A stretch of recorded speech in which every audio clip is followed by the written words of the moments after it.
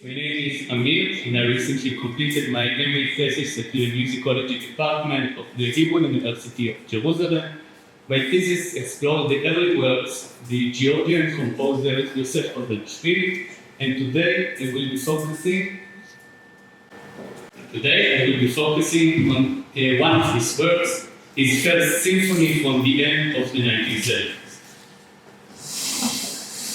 During the last decades of the Soviet Union, the struggle for Jewish immigration in the realm of art music, that is, concert music, gradually intersected.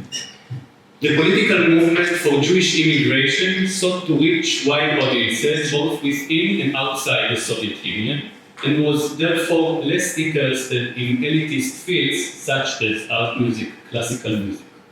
From their perspective, art music composers were reluctant to make their music overtly political. This hesitation stemmed not from pragmatic concerns about their professional careers, as well as from a broader aversion to political art and its propagandistic character throughout Soviet history.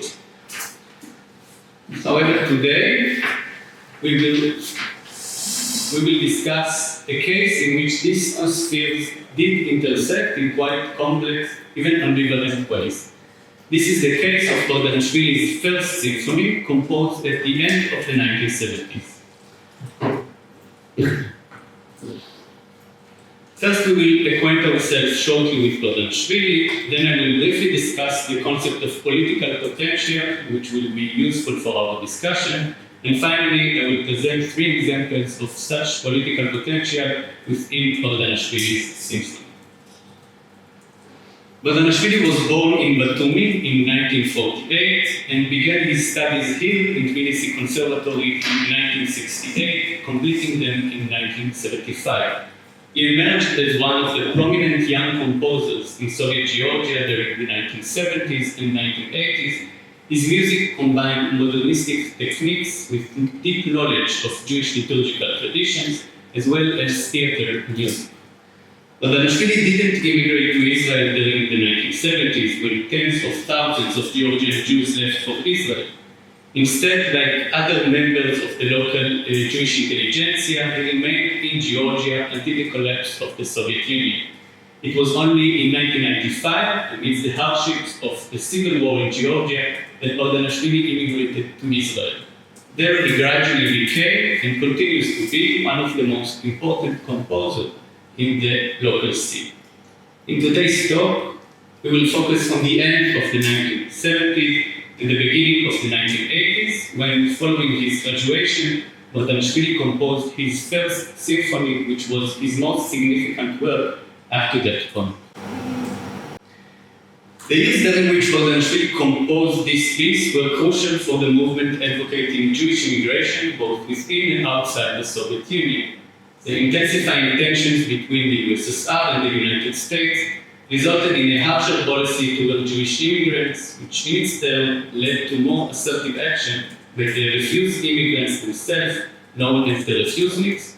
For example, the trial of the famous refusnik Natan Sharansky took place during those exact same years, 1977 and 1978, and you can see here, you can see my, but in the left, a picture from a protest in Israel for his release, for Natan Sharansky's release from 1980.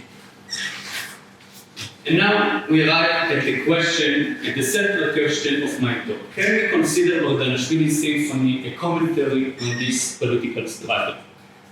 As we will see throughout the talk, we cannot arrive at an absolute answer to this question.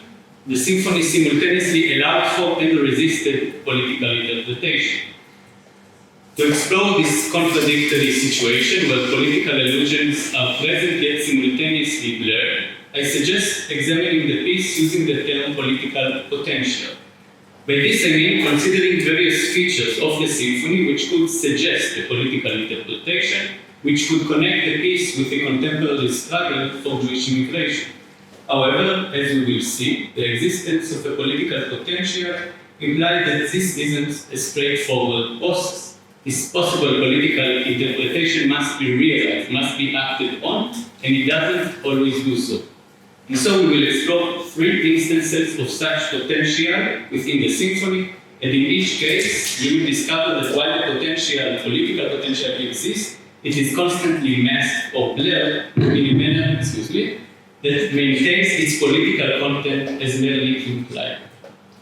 The potentials we will discuss include sonic potential, referring to the content of the music itself, theatrical potential, involving the action that occurred on the stage during the symphony's performance, and dominant potential concerning the titles of the symphony. We will examine each of these potential within the work itself and inquire whether they were realized during the piece's performances and publication. Before we delve into the first potential, let's quickly review the history of the symphony to establish a certain time frame. As mentioned, it was composed during the years 1977-1980 and written for tenor singer and symphony orchestra, and remember this detail. Tenor singer, a big orchestra, we will come back to it later on. It was performed twice here in Tbilisi, in October and November of 1980 by the Georgian State Philharmonic Orchestra.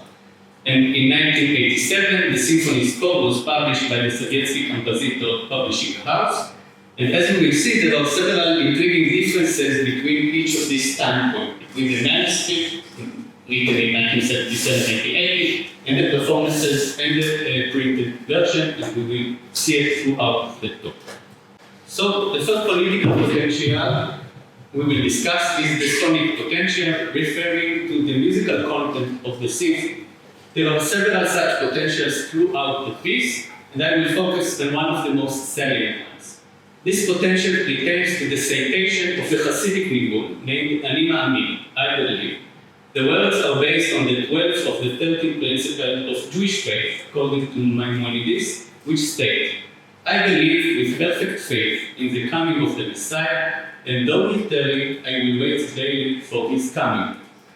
The melody is attributed to Mojit's Chassid Azriel David Fastal, which was murdered during the Holocaust, and this melody became very popular among Jewish religious communities, especially ultra-Orthodox ones, following the Second World War.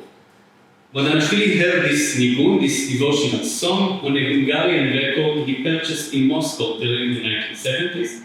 I still haven't found this particular recording, but we will try to listen to a recording of a choral version from 1956 made in Israel, and now we hope we will manage to do so.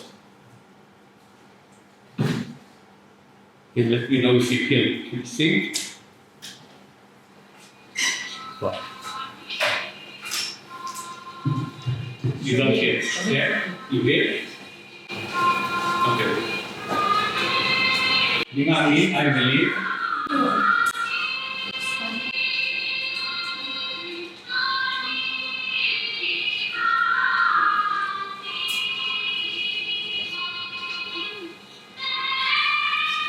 With perfect faith, the Emunah Shalema,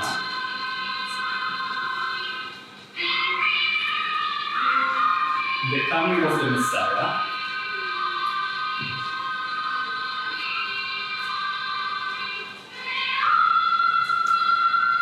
and though he tarry,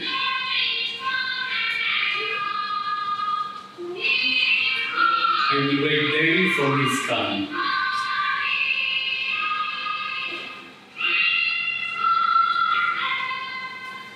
So I think we can agree that if Bardanashvili were to include this nigun in its complete form, with its entire text as part of the symphony, it would be very difficult for audiences or commentators to ignore the potential political significance. Singing the word, I believe, with perfect faith in the coming of the Messiah, and though it tarry, I will wait daily for his coming. During these crucial years of trials and fierce struggle by Jewish activists, could certainly prompt a potential political interpretation of the symphony. And Bardanashvili had the chance to do so. I will remind you that the symphony featured a solo tenor singer. If the singer were to sound the nigun's words, its messianic message could have been very straightforward. However, Bardanashvili chose otherwise. The tenor does not sing any words at all. Instead, he performs wordless vocalizes, while the melody of the nigun is assigned to the instrumental parts. And so Bardanashvili decided to obscure the political potential of the Nigun citation by omitting its words. But furthermore, even when he played the Nigun's melody, he does so in a manner that renders it almost anonymous. Let's explore how he does it. The most prominent moment in which we hear the Nigun is the beginning of the second movement of the symphony. It is played as a canon by the viola section. You will see the notes of the viola section, with each viola player performing the tune in different timings. So you see the 10th viola starts, then the 9th viola joins it, and so on and so on. Since there is no recording of the symphony yet, I reconstructed this section by multiplying the performance of one viola player. So let's hear how Bardanashvili citates the Nigun in his symphony. Again, sorry. You can let me know if you hear it. Yes? Okay. I believe, yeah? This is the 10th viola, and then joins the 9th. This is 2 violas, and then the 3rd viola joins. And so it grows until all the violas of the symphony orchestra plays this Nigun. But what did we actually hear from the Nigun itself? Bardanashvili didn't use the entire melody. He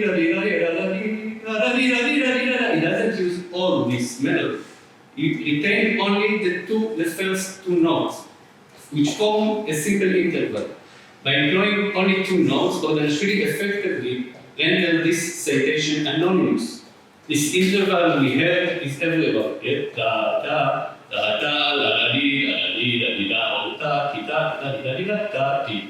is all the same interval.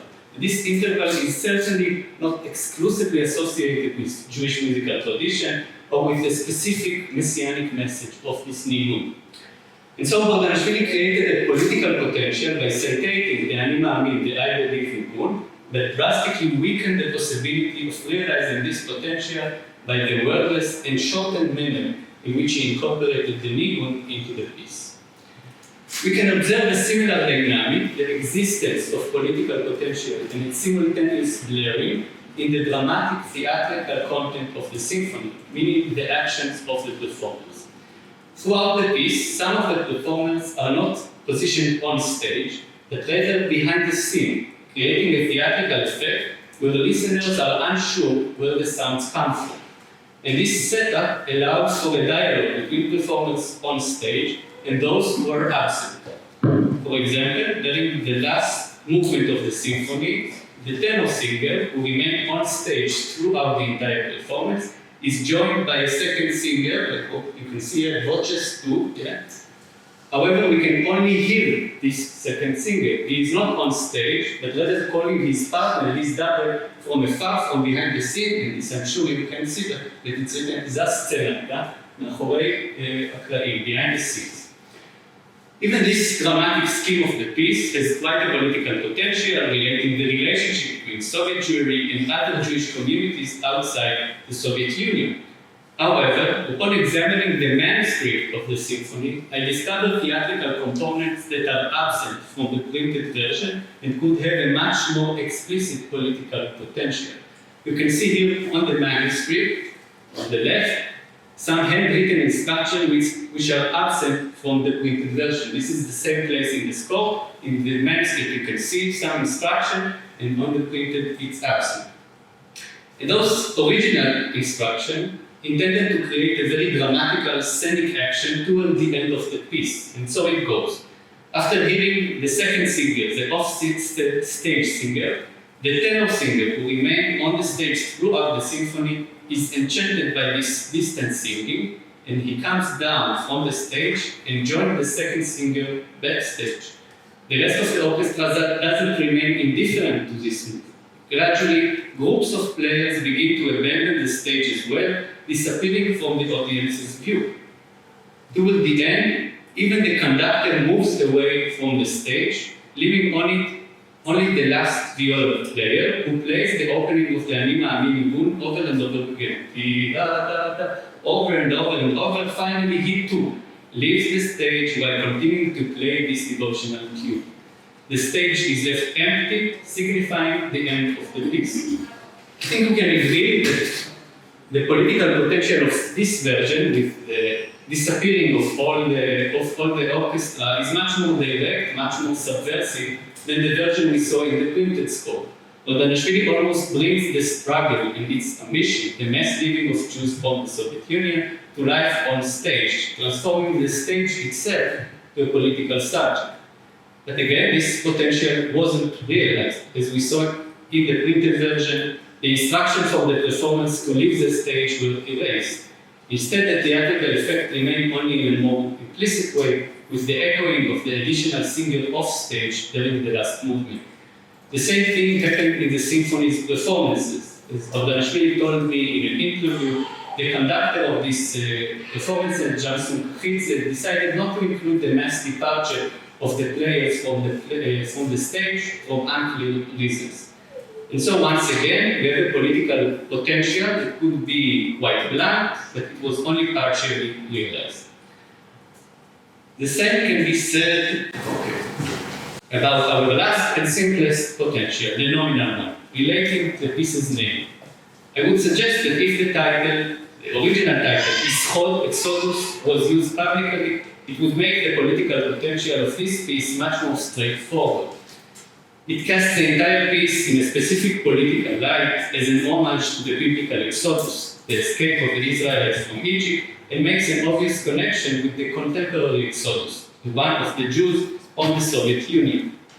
But as you can guess, this potential wasn't realized. This name wasn't used publicly. We can see it in the manuscript, yeah. But when we look on the printed version, the piece was called merely Symphony. The same goes with the performances. Here you can see the program of Amir, where the piece was titled in the most dry and formalistic way, Symphony in 3 parts, known as Boris. With such titles, it was obviously much harder to identify the work with the struggle for Jewish immigration, and the political potential became much more implicit. And so to sum up, the examination of this symphony's political potential brings about an ambivalent answer or answers. Bardanashvili infused the work with various possibilities of political interpretation, sometimes even quite harsh and critical ones. However, these potentials remained only possibilities. Some of the piece's components were ambiguous enough to mask any overt message, while others were simply not realized during performances or publishing, such as the full dramatic plot with the mass giving of the player or the provocative title. Of course, this ambivalence is reflected in the textual references and comments about the symphony, program notes, reviews, and research work. There are some fascinating examples of such responses, and I would be happy to elaborate about it during our question sessions.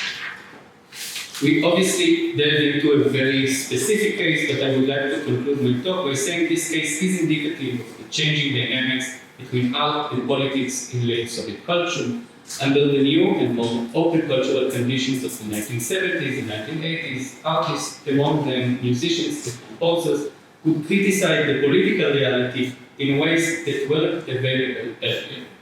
However, as we saw in the case of Bardanashvili's symphony, the political dimension of those words wasn't straightforward. It was masked, it was ambivalent, and more often than not, it remained an unrealized or only partially realized potential.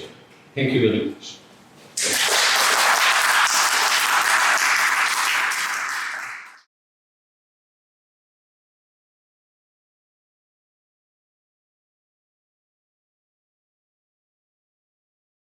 So given the centrality of the Georgian language for producing the Night that Panther Skin as a national epic, the translator of Rustaveli's work occupies a largely paradoxical position. He serves to both realize the universal appeal of Rustaveli's geographically wide-ranging humanist text by transmitting it to new reading publics, while simultaneously removing that text from the very linguistic context in which it has emerged as the basis of the Georgian national epic tradition. So as we'll see, this role of the translator is negotiated by Gaponov himself, and also the number of other translators that attempted to translate Rustaveli epic. So, Gaponov's Hebrew edition of the Night in the Panther Skin is one of dozens of attempts undertaken throughout the 20th century to translate Rustaveli's medieval epic, and in doing so, make this work accessible to a wider range of national readerships. In the Soviet Union in particular, the Night in the Panther Skin took on a largely canonical status.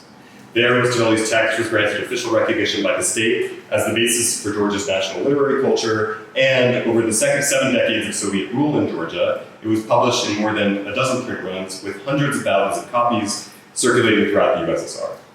Between 1921 and 1991, the Night in the Panther Skin was translated into the national languages of other Soviet republics, such as Armenia and Uzbekistan, and no less than 6 different Russian translations of the text were issued by state publishing houses. And the most famous of these editions, which I'll talk about today.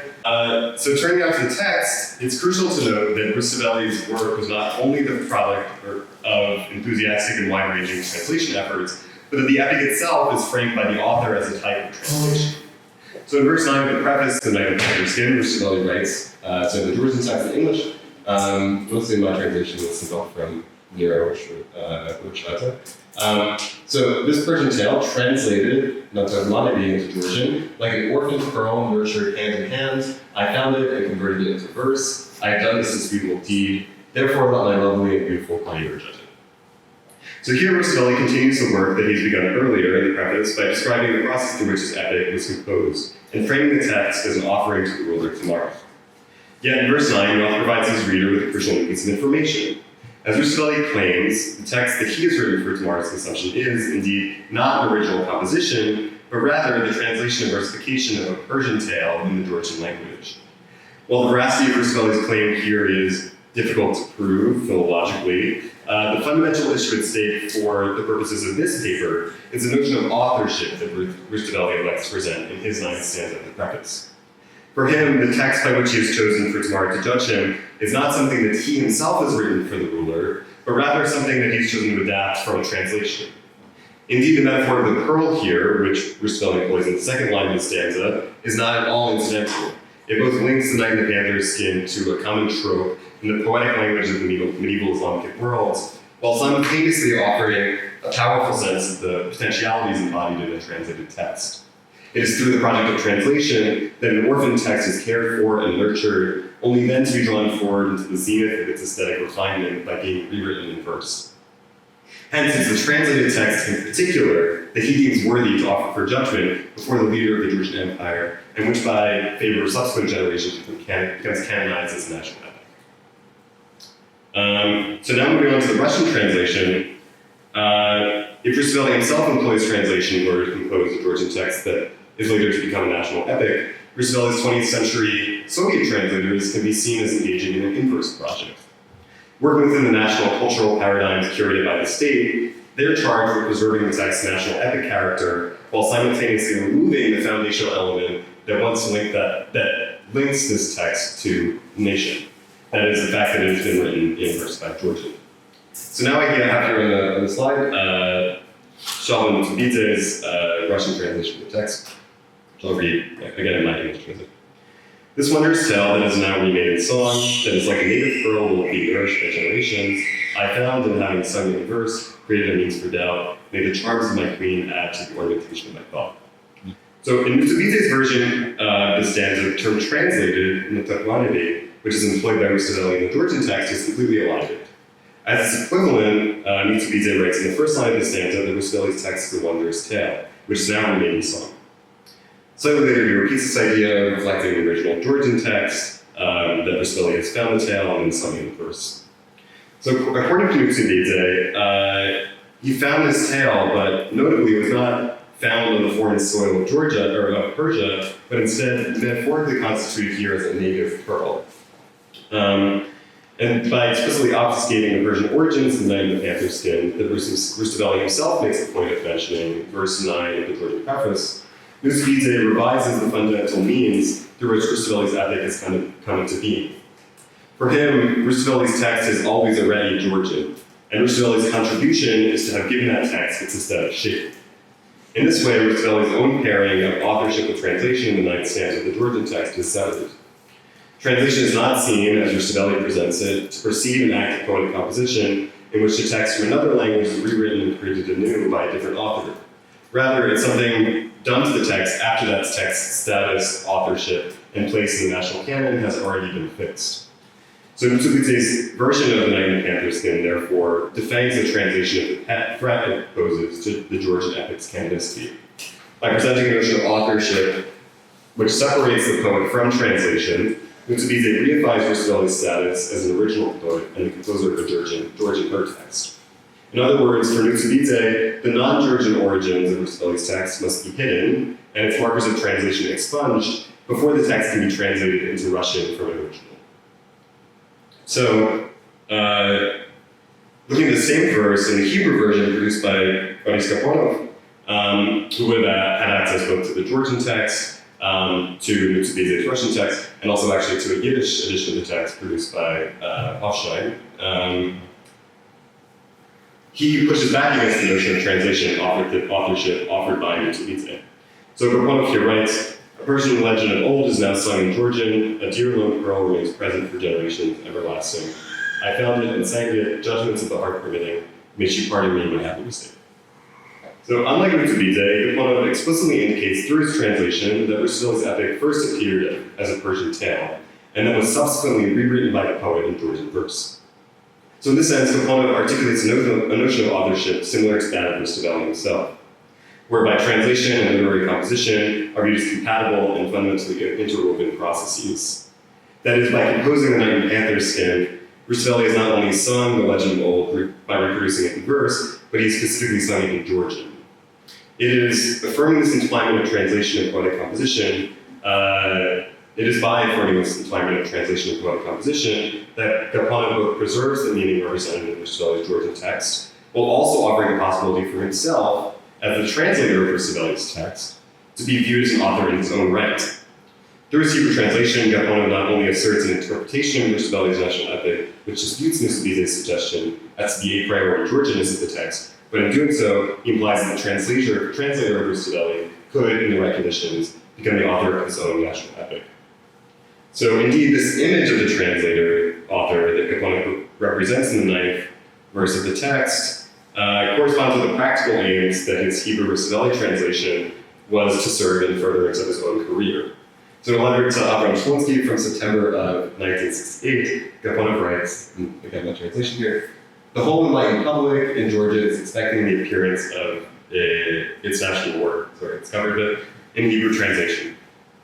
"And when the book appears and they see it with their eyes and touch it with their hands, it is clear that opportunities of appropriate conditions will be given to its translator to continue his work in the field of translation.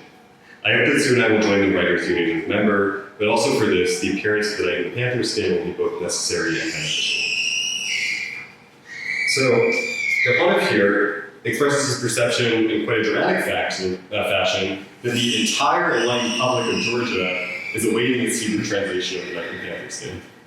Crucially, though, Gaponov does not expect that any of the public will be able to read this book. He only expects they'll be able to see it and to touch it. What Gaponov hopes to present to his colleague is not the text of Rustaveli's epic, but rather the object of the text.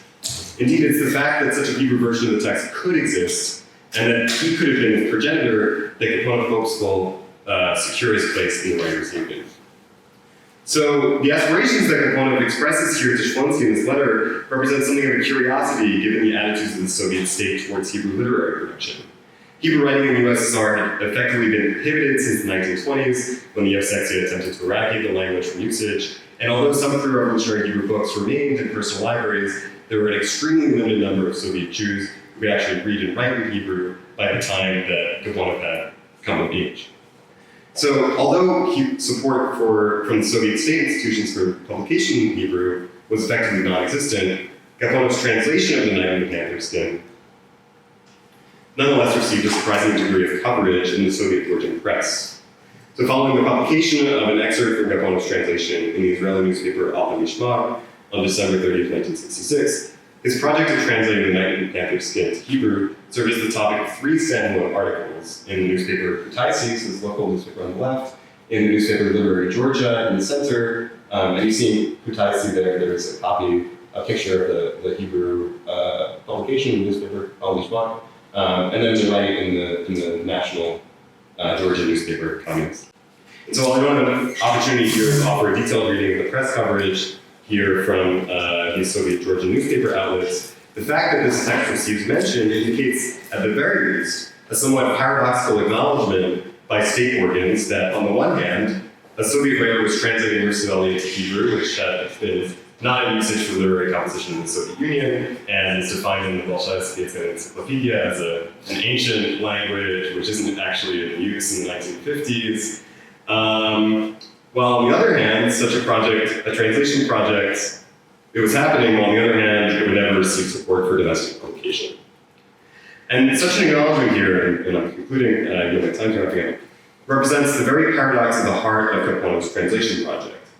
He both sought to use translation as his entry point into Soviet institutional literary life, while also producing a translation that could never have been printed in the USSR and lacked the Soviet readership. Gaponov's translation of Rustaveli into Hebrew, therefore, becomes an object that both reifies the national tradition and estranges the translator from the readers and writers that constitute the very tradition into which he seeks to gain membership.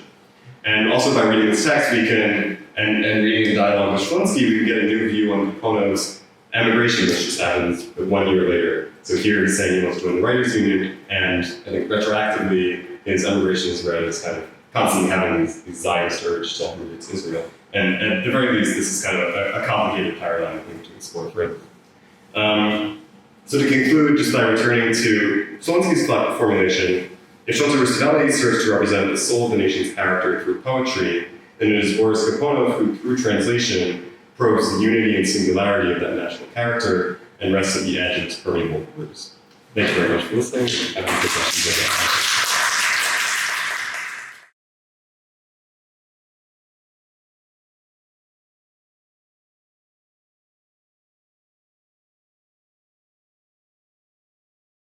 My paper is about the poem of Chudaidat.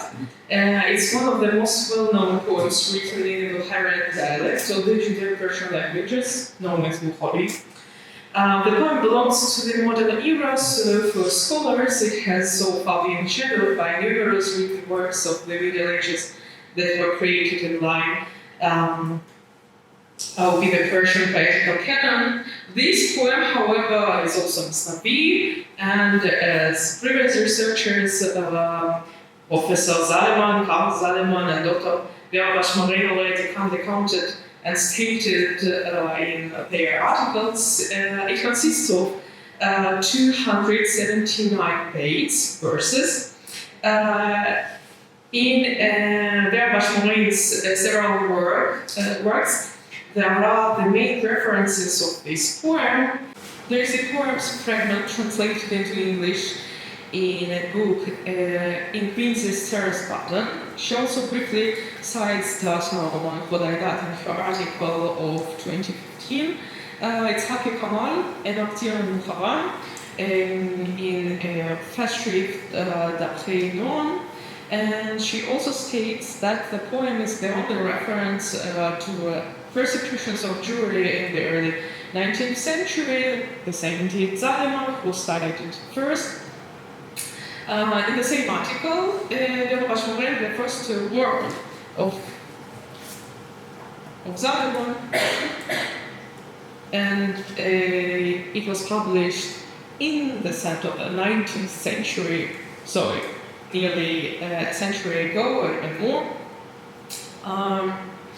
In 1897, Zaleman published his preliminary findings on the research of Judeo-Persian languages under the academic study of the Iranian languages, and he also started this series, Judeo-Persica, which never continued, unfortunately. He published an article about Chudaidat in German. It's important to note that he used the first and only available manuscript then, B442.1, in our Jewish collection of the Asian Museum then, so now it's the Institute of Oriental Manuscripts. Eventually, as late as in 1915, the collection was supplemented with 4 manuscripts that had been brought from Bukhara by Vladimir Ivanov. And here I have the same slide as last year, so it even has a Russian translation. Later, he became a famous researcher of Ismailism. Taken all together we have 5 Chudaidat manuscripts in the collection of the Institute of Oriental Manuscripts, and all copies are complete. There are very few studies of the poem. The late 19th century work of Solomon, with a detailed description of the story, reprint of text in Hebrew alphabet, Persian alphabet transliteration for readers' convenience, the modern, after a century, modern works of Dr. Bardanashvili in English, and her references to the poem are fragmentary, and there are no works completely dedicated to the poem. Also, I want to mention the work of Israeli scholar Amnon Netzer in Hebrew and his catalog of manuscripts of the Jews of Persia in the Ben-Zvi Institute in Jerusalem, which was published in 1986. And that's important because there my research started. So, to say something about the text, I want to just quote part from the article of Bardanashvili, and this slide is for further presentation, but to start with.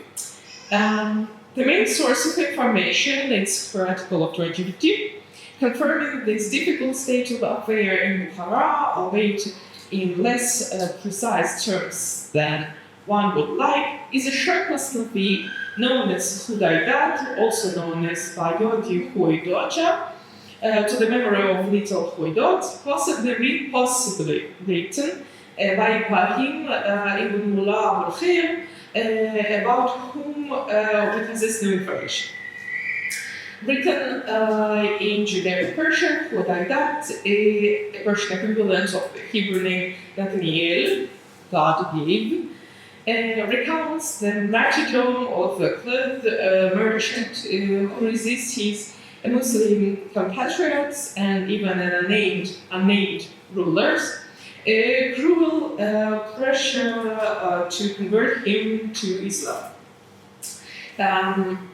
The incident that ended in martyrdom was prompted apparently by the Jews' clothes merchants' attempt to collect some debts owed him by Muslim merchants. Rather than do so, they accused Chudaidat of being a renegade Muslim. Defending himself and his pay to give great favor, the merchant accepted martyrdom rather than renege Judaism. Most of the poems consist of his long and moving dialogues with his mother, brothers, children, and their laments over his death. So it's the end of the quotation. And that's all that we have in this article. Very long article about a different poem, but that's all. So, in the summer of 2023, I quite participated in the presentation of the anniversary celebration of Moshe Kalandar, a well-known figure among the Bohemian Jews in the 19th century, and the organizers of the celebrations, thanks to Tatiana Grigorevna, was here, sent an inquiry to the Institute to prepare a copy of the manuscript, which, as I was then told, was kept at the Institute and nowhere else. I was surprised because even I had never specifically studied the writings of Bohemian Jews, had long been aware of the existence of this poem and Zalamin's publications, and had been confident that the text was well known to everyone who has something to study about Bohemian Jews. And thus, there might have been enough copies of the poem. However, the 100th Congress of the USA and Canada reached out to St. Petersburg to ask for a copy for their celebrations. Since I was then completing my polygraphic work related to the Jewish manuscripts from the Ivanov's current collection, the poem of Chudaidat triggered my interest, and I started to count, so to speak. The first thing that surfaced was the only reference of the poem found in manuscript 4572 from the Nessor's catalogue in Ben-Zvi Institute. He says that the manuscript 4572 has pages 50-57 of them, which contain a fragment of this literary monument, and a catalogue indicates that probably the author of the poem is Abraham or Ibrahim ben Abulkhe. The line index on the last page of the catalogue indicates only this reference number, so nothing else. And there is also a small remark. According to Adler's manuscripts, and they gives us two numbers, and Zalman references in his publication, the poem starts with some words. Okay.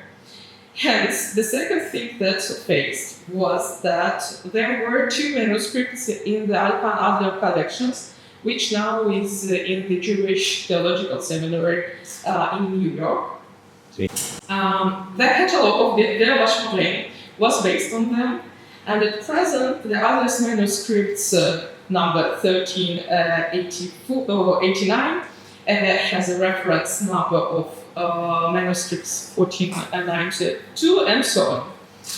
So there are three numbers which Lailashi gives us in her catalogue. What we have is that two largest collections of Judeo-Persian manuscripts in Jerusalem and in New York contain as few as 4 manuscripts with the poem under study. Instead, 2 of them are fragmentary, and besides, all 4 volumes are convolutes, so bound with. For example, in Israeli manuscripts, it's only the second poem, its third poem, and ninth poem, and first poem of different convolutes in this fourth, and only 2 complete of them. In Israel, there is a fragment, and among 3 in New York, 2 are complete, and one is also a small fragment of Chudaidat.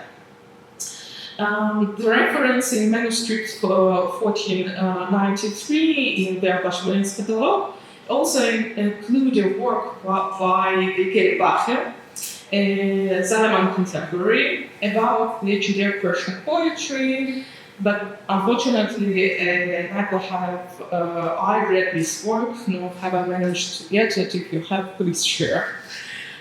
So, in fact, it turns out really that there is a precious collections of 5 complete manuscripts in St. Petersburg. The first one, which was studied by Zalaman, was acquired by the Asian Museum in the late 19th century. Its provenance reads Vignev, that is after the name of Samuel Vignev, a museum's librarian and collector, but we don't know exactly. An additional study still is needed. It's quite a large manuscript. It's about A4 format covers 17 pages, and the text is written strictly in Hebrew alphabet, as is the case with the other manuscripts also. No Persian letters, only Hebrew letters. And the manuscript text is complete but somewhat messy. Maybe it is an amateur scribe, so even here, a very clean folio, you can see that sometimes he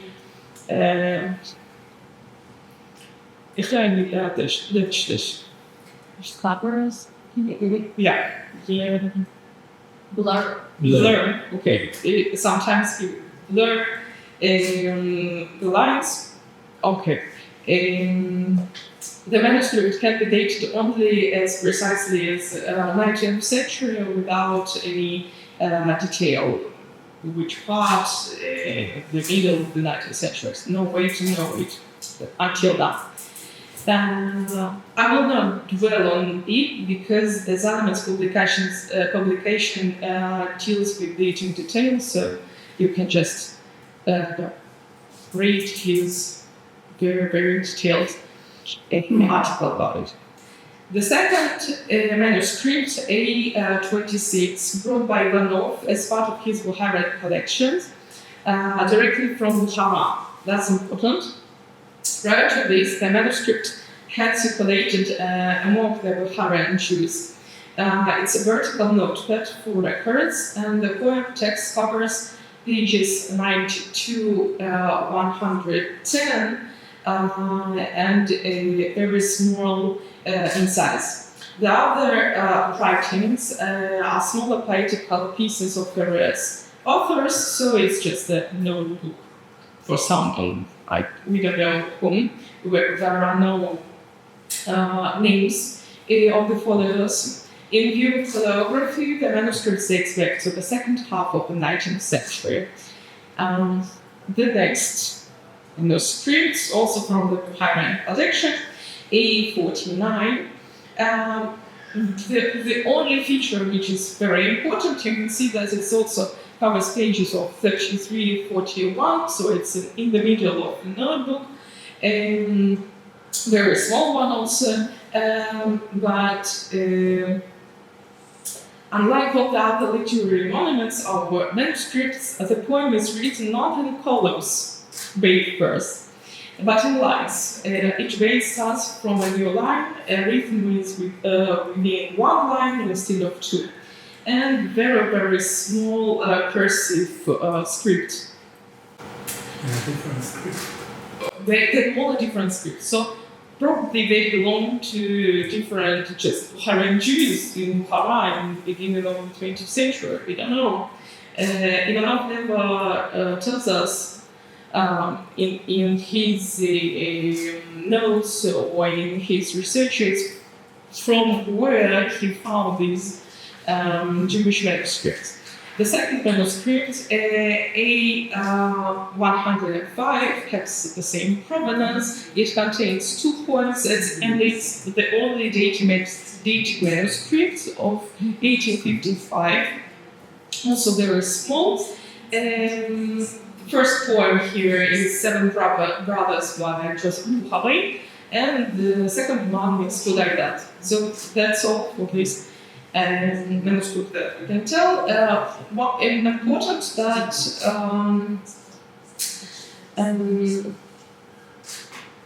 the date is also doesn't belong to Chudaidat manuscript. It belongs to the first one, to Seven Brothers. And the last manuscripts we have A194 and 5 of the same provenance. It is a fragment of note, but it's not an independent written work. It's just some sheets of paper which were bound together with a thread. So. For manuscripts, that's all we have, and here we have also just the name of potential scribe. We don't know, but the stamp gives us a date. It's the middle of the 19th century. What's important, and what's funny, just 2 slides left, that everywhere we don't have a name, so like that, written in the same way. So I tried to write the most common phonetical spelling of this name for specific manuscripts, but you see that they are so different, so sometimes you even cannot choose one. About 4 or 5 forms for every manuscript is is relevant, but what we can choose, for example, for a critical edition. I prefer this form, and I choose this form because of really transliterations into English. Chudaidat with T at the end, and which is also more like here and here and again here, which is more phonetical than other ones. So to say something about words, okay, we see it. But there are some textual differences that cannot give us the result. What is the base of our text? For example, here in red, if you can see red, there are several differences, also phonetical spellings, like here and here. But the first line of the manuscript is also different. The most common is Yekeruzi Azil Rusko, or Yekeruzi Azruzi, like in other manuscripts, or Ruzi Azil Ruzi, something like that, but not precisely. And all the manuscripts have these differences. For example, Beomadar, no, Beomad, Yik, and so on. Dod or Bedod, all these small nuances that has the specific manuscripts, they are a mixture for other manuscripts. So, to conclude, a critical edition requires the use of data from all the manuscripts, but our St. Petersburg collection is quite useless. For example, just to give an idea and an example how to combine all the manuscripts together, because all the manuscripts are different. It also looks like the poem was never written down or by author or at all before the middle of the 19th century. It was popular and was declaimed only among the Bukharian Jews, so everyone who has a notepad just put it down for himself, and that's all. And moreover, the persistent phonetical writings of various words tells us something about the level of standardizations of written text in the Judeo-Persian language. For example, when we study Iranian manuscripts, each Persian letter up to the end of the 19th century had or should have had at least its own dedicated Hebrew equivalent. But for Bukharian Jews, no, it's not the case. It's curious that we can observe the same in the relevant studies, and both Salomon and Bardanashvili write the name Chudaidat in different ways, with CH or with KH and something else after that. There's maybe the thing that sometimes we cannot just find other researchers, and I think that there are so few. Overall, at present, we need an adequate, comprehensive study of the poem texts and manuscripts themselves. I hope that I will be able to translate them somehow, maybe into Russian. And I invite those who are present at this conference, and even your colleagues who are Iranists, for example, to do the same and to translate it, because otherwise it will simply show oblivion, as Bukharian Jews doesn't have any copy and has to ask St. Petersburg to just share something with them. So maybe they don't declare it anymore. That's all, thank you.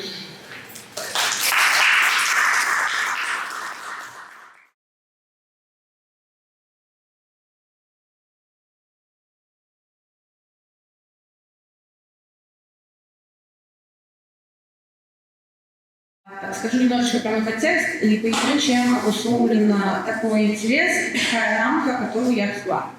Я переехала в Узбекистан 2 года назад. и оказалась не просто оторванной от привычной среды, но оказалась оторванной от еврейского образа жизни, в котором я был в Москве. И я начала искать ответы на вопросы,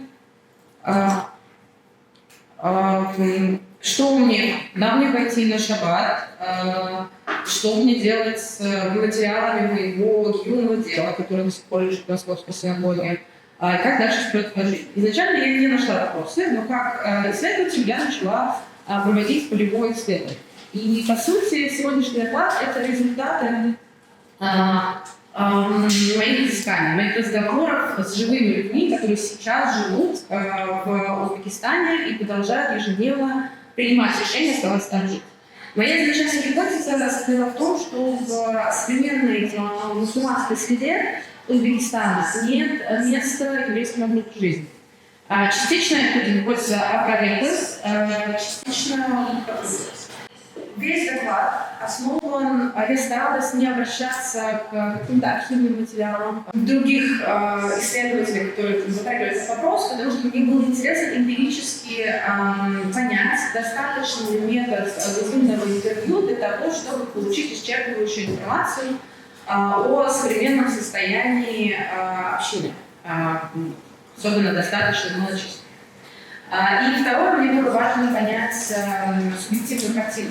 Понять картину, как она ощущается теми людьми, которые там сейчас живут. Я более чем уверена, что присутствующие здесь эксперты и ученые могут более глубоко погрузить в контекст евреев, еврейской жизни и изменения состава еврейской диаспоры в Узбекистане, в Центральной Азии вообще, в Узбекистане в частности. Но мне важно задать свой фокус. По легенде, все цитаты, которые здесь будут в этой презентации, которые я буду произносить, это цитаты респондентов. Это цитаты людей, с которыми я говорила. Среди моих респондентов были как общественные деятели, которые занимаются жизнью, поддержанием жизни современных еврейских организаций. Здесь были религиозные деятели, здесь были обычные люди, которые не занимаются активизмом как в светском смысле, так и в религиозном смысле. Практически все респонденты рассказывали мне легенду о том, что первые евреи приехали из Ближнего Востока в Центральную Азию, потому что их пригласил Тамерлан. Это такая бытующая, скажем так, видимо, любимая легенда тех людей, кто сейчас является частью современной еврейской общины в Узбекистане. Европейские евреи начали появляться по большей части в составе российской армии в XIX веке, и это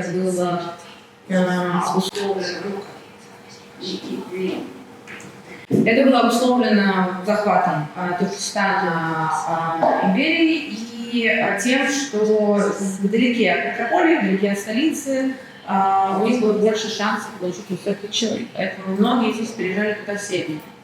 Начиная с 17 года туда начинают приезжать европейские евреи, которые уезжали из революционных и во многих голодных регионах. Я чуть попозже подробнее расскажу про эту динамику. Несмотря на красивую легенду о том, что евреев на эту территорию позвал сам Lekach, в течение долгого времени и по нарастающей были определенные ограничения в жизни как в социальной организации, политической организации, с точки зрения самоуправления, так и с точки зрения языка. Если говорить про бытовые ограничения лукарских евреев, то они касались того, как должны одеваться люди, того, как должны выглядеть дома, например, мусульманский дом, еврейский дом должен был быть ниже, рядом расположенных мусульманских. В определенные периоды было правило взвешивания тряпок текстиля на еврейский дом, чтобы можно было отличить. Были периоды, когда нужно было носить определенные головные уборы. Но в целом можно сказать, что да, важный момент, что но в целом можно сказать, что жизнь бухарского еврея была в чем-то легче в то время, чем жизнь еврея в Восточной Европе сопротивлялась. Когда в начале 20 века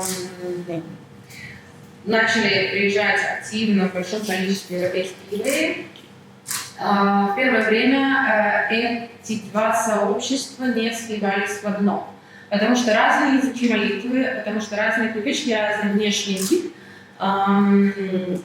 удивлял местных жителей, удивлял внешний вид приезжих. И зачастую в определенные периоды бедственного состояния они принимали их жить в своей семье, не только евреи это делали, в принципе, все семьи вне зависимости от религиозной национальной принадлежности в Самарканде и Ташкенте. Но сообщество воедино не сливалось. И достаточно долго, и по сегодняшним свидетельствам, сегодняшних респондентов, по сути, потомков бухарских евреев, частично ассимилировавшихся, некоторые частично ассимилировавшиеся, они говорят о том, что костюм бухарского еврея, национальные какие-то культурные, традиционные, ритуальные вещи, свадебные ритуалы. При этом, если вернуться к вопросу о различных костюмах, были различные костюмы, которым обязывали еврейское население, а были различия, которые возникали спонтанно.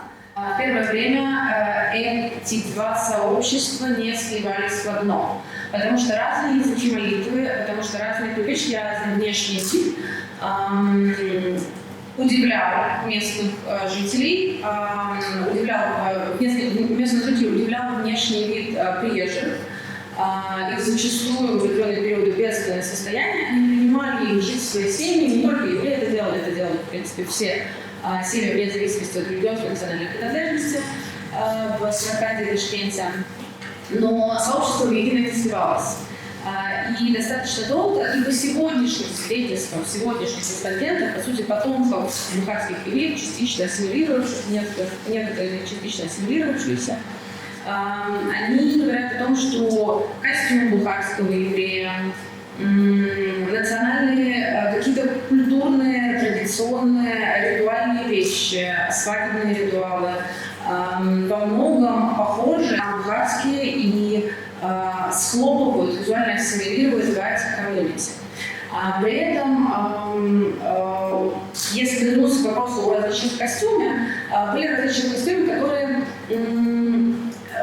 которым обязывали еврейское население, а были различия, которые возникали спонтанно.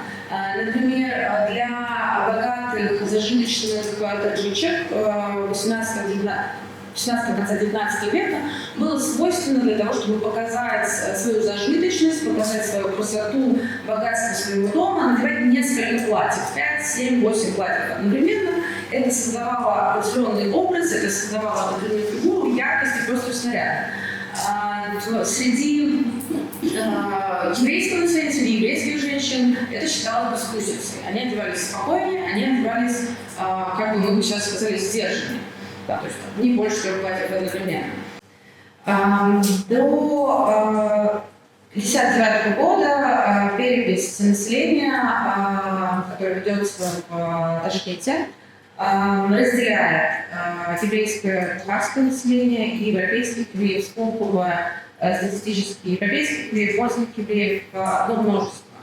На момент 1997 года, 1897 года в городе проживает чуть больше 1500 евреев.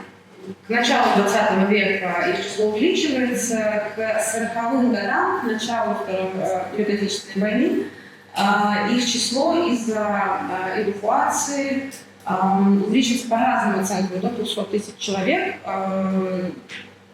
Многие из них остались. По официальной переписи на 1959 год, это последняя перепись с тех, что мне удалось пройти, когда еврейское население выделялось в отдельное множество, по национальному признаку. По официальной переписи на 8 миллионов населения, 100 тысяч человек, это население принадлежит к еврейской национальности. По неофициальной переписи, по подсчетам моих респондентов субъективно, это количество как минимум проживало только в одном Ташкенте. Если говорить про виды занятости, то уже к советскому периоду, не буду говорить предыдущий этап, к советскому периоду, опять же, по словам респондентов, к советскому периоду евреи стали выбирать во многом работу, которая не связывала их с каким-то регламентированным графиком режимом. Я могу сказать, согласованно, могу сказать этой цитаты, это Пантher в Британской синагоге. По его мнению, по его свидетельству, такое решение принималось для того, чтобы иметь возможность спокойно ходить на молитву, иметь возможность не демонстрировать свою тайну на тот момент соблюдения религиозных предписаний. По его же мнению, это не совсем соответствует фактам, но по его же мнению, это в принципе свойственно узбекским, бухарским евреям, и по сей день они стараются вести какой-то частный бизнес, заниматься частной бизнесом.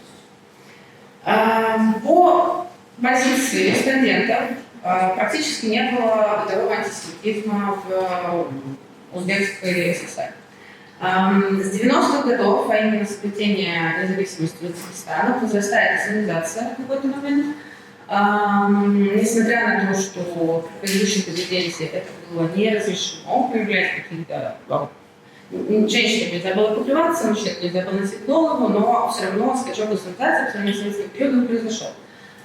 Несмотря на зафиксированные факты, на подробное содержание, на регулярно повторяющиеся сейчас уже реже акты вандализма на Ташкентском кладбище, несмотря на был кейс недавно на то, что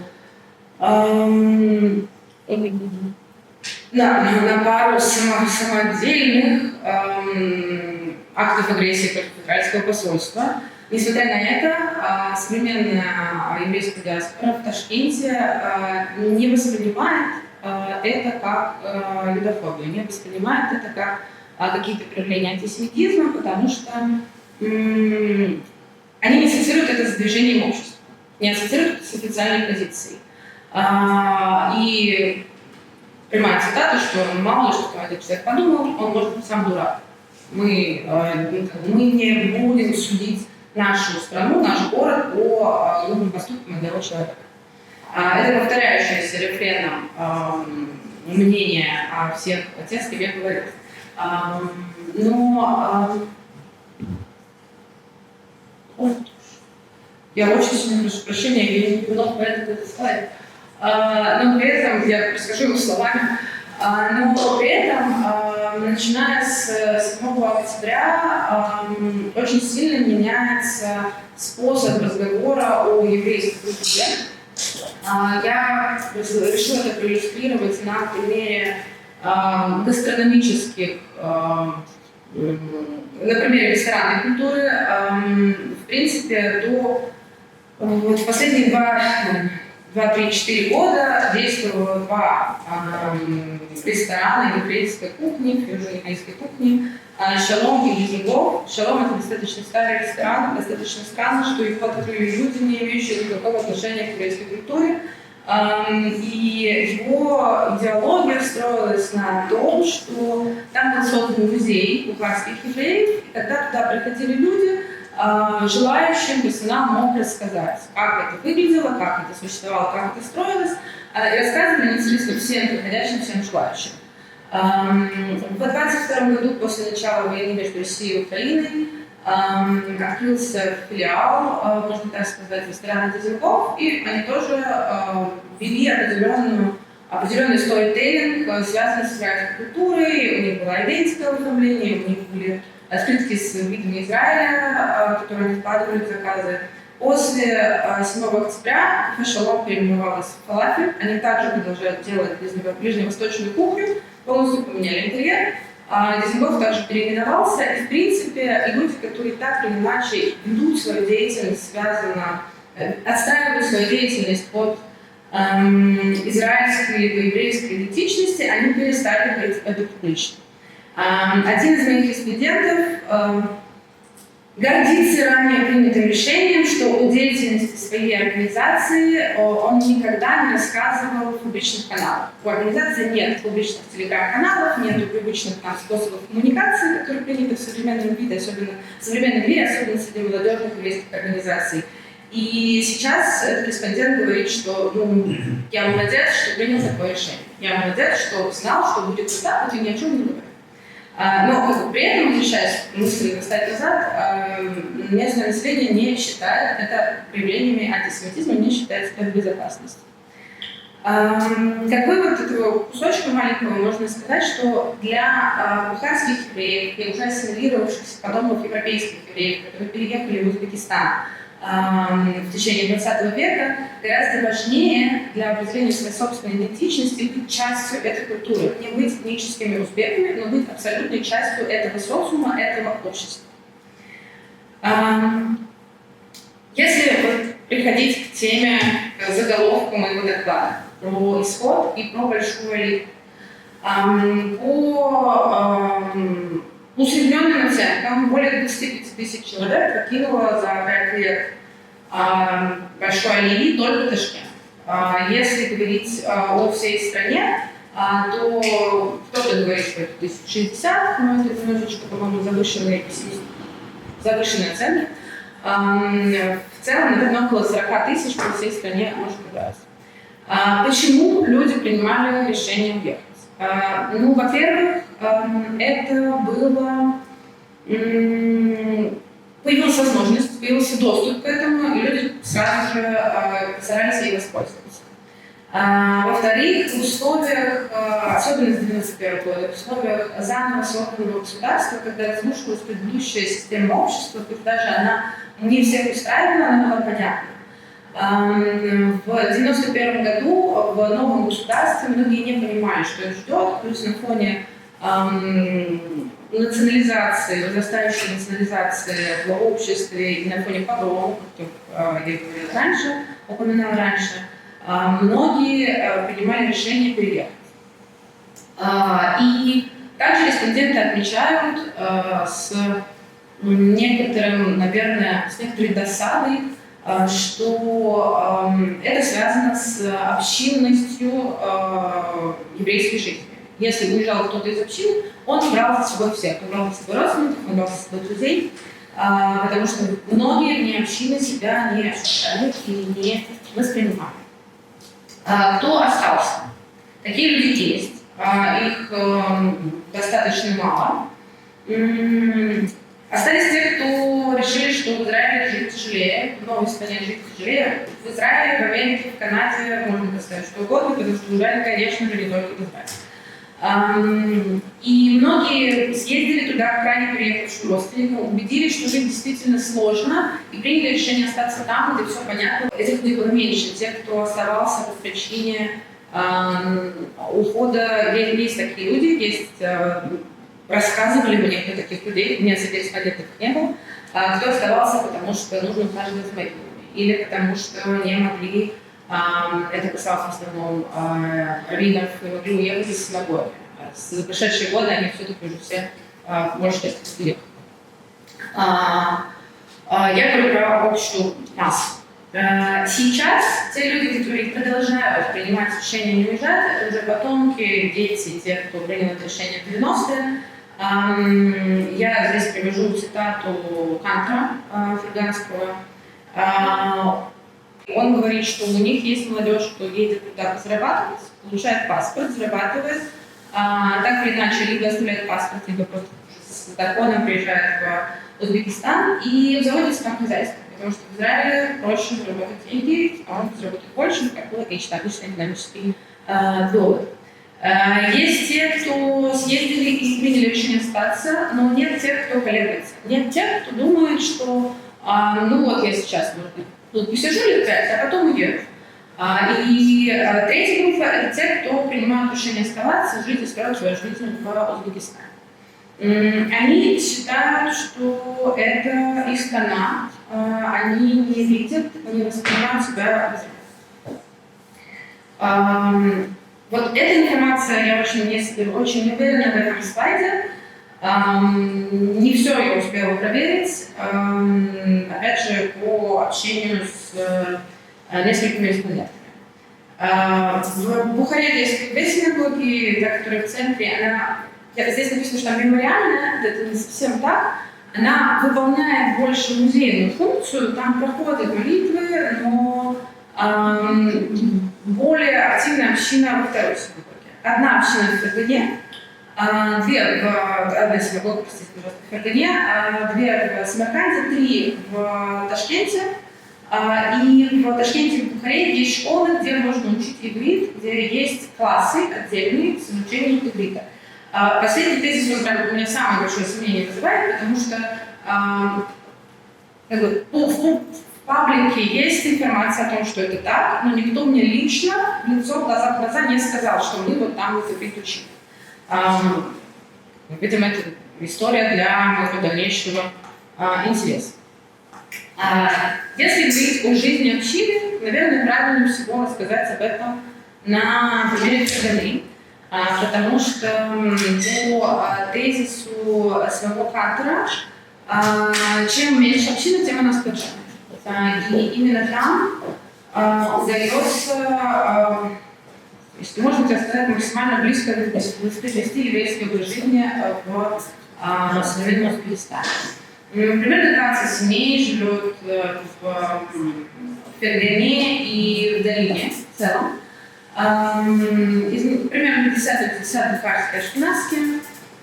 Среди проблем, основная проблема, понятное дело, я говорила с Пантером, с тем, кто сохраняет синагогу, там нет раввина, что очень сложно поддерживать конвенционально еврейский образ жизни. Нет резника, нет раввина, нет тех, кто знает иврит помимо Пантера, нет тех, кому он может передать свое дело.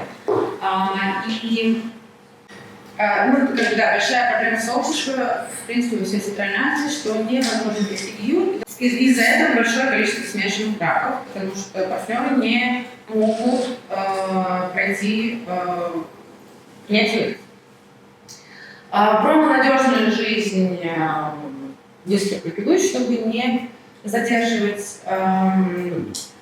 За последние 25 лет активность в еврейской жизни достаточно сильно снизилась.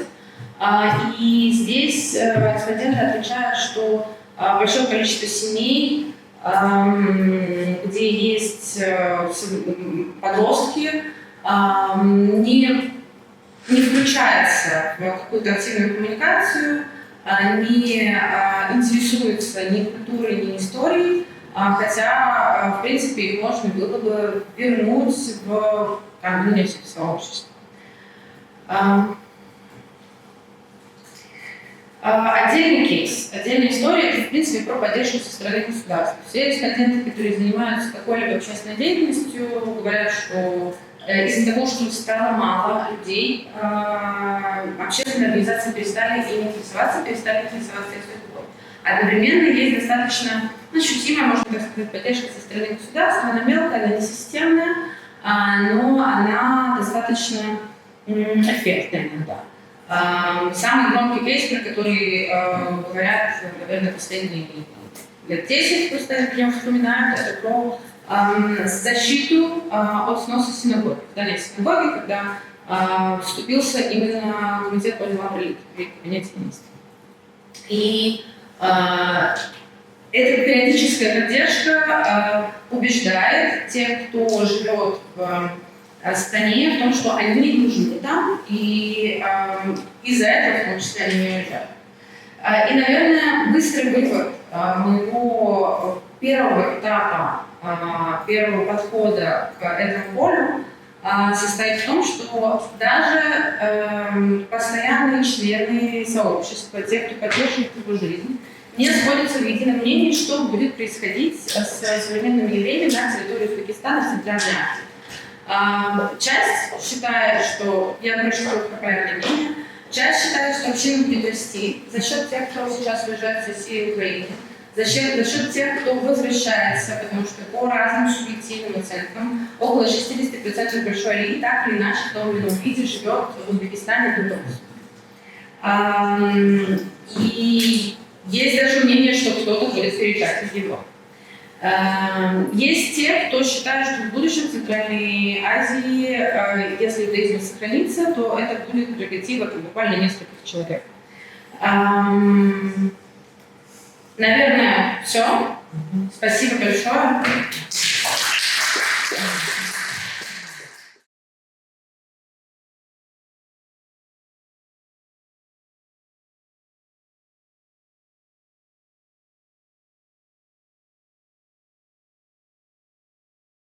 As an introduction, I want to say that Lailashi Codex deserves conference on its own.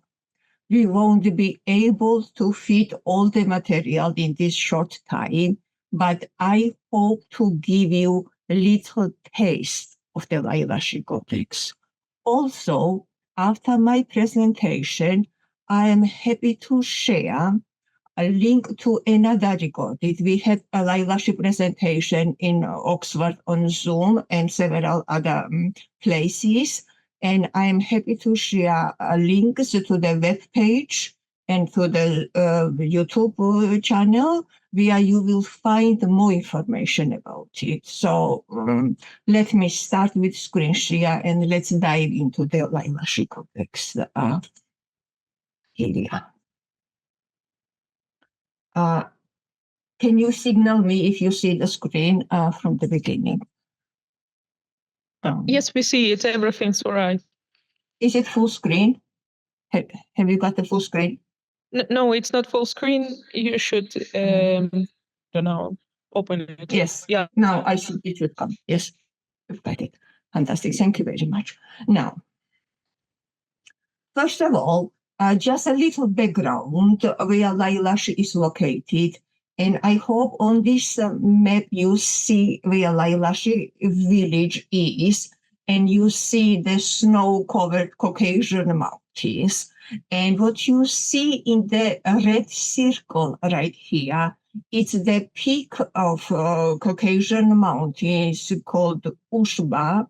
And just to give you an idea what it looks like, how close it is, Lailashi, that's what the Ushba is. So you can imagine how remote is the Lailashi location.